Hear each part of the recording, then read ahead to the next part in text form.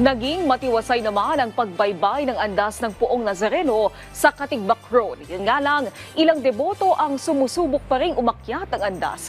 Kung kaya't ilan sa kanila ay hindi maiwasang madisgrasya. Humingi tayo ng update mula kay Isaiah Mirafuentes live.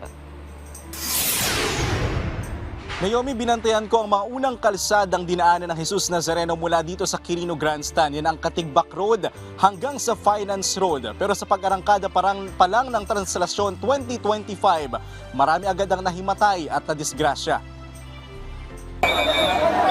Sunod-sunod ang paglabas ng mga medical team na may bitbit na deboto mula sa dagat ng mga tao sa Katigbak Road.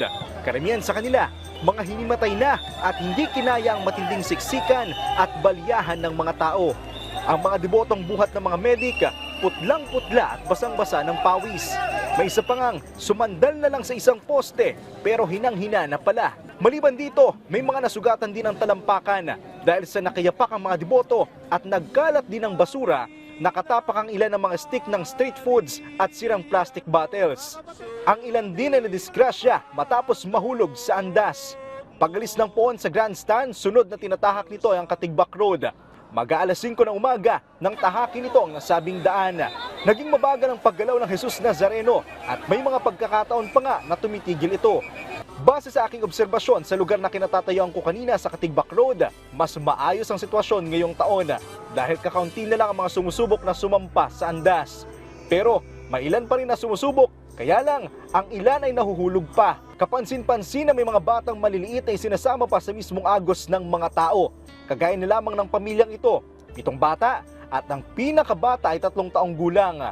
Gusto nilang magano kay Nazareno na lumaki rin po sila na kilala po rin nila si Nazareno. Katwiran nila, maayos naman daw ang kanilang pagbabantay. Habang ang 2 bata naman na ito, iniwan ang kanilang magulang sa isang tabi dahil susubukan daw ng kanilang ama at ina na lumapit sa poon. Sinundan din namin ang andas. Nasa boundary ako ngayon ng Finance Road at ng Ayala Bridge at nasa dulo ako ng dagat ng mga tao. Pero mula dito sa aking pwesto, tanaw ang andas ng Jesus Nazareno. Pero ilang oras na yan hindi nakagagalaw dahil sa dami ng tao na pilit na sumasampa dun sa andas. Kung makikita nyo ngayon, no, may mga kabataan pa na pilit na sumasampa dun mismo sa andas ng Jesus Nazareno. Paglagpas ng mga deboto sa mga daraan ng Jesus Nazareno, sangkaterba at bultong basura ang bubungad sa mga kalsada.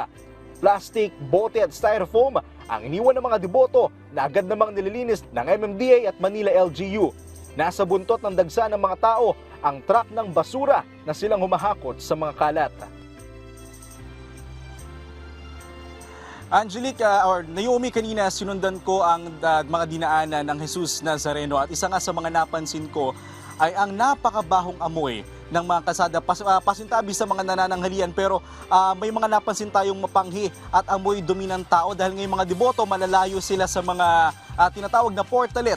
Kaya doon na sila sa kalsada umihi at dumumi. At isa pa, Angelique, sa mga naitala ngayong araw, Naomi, sa mga naitala ngayong araw ay yung mga nasugatan dahil sa nagulungan ng andas ng Jesus Nazareno. At muna ang update mula dito sa Maynila. Balik sa iyo, Naomi. Maraming salamat, Isaiah Mirafuentes.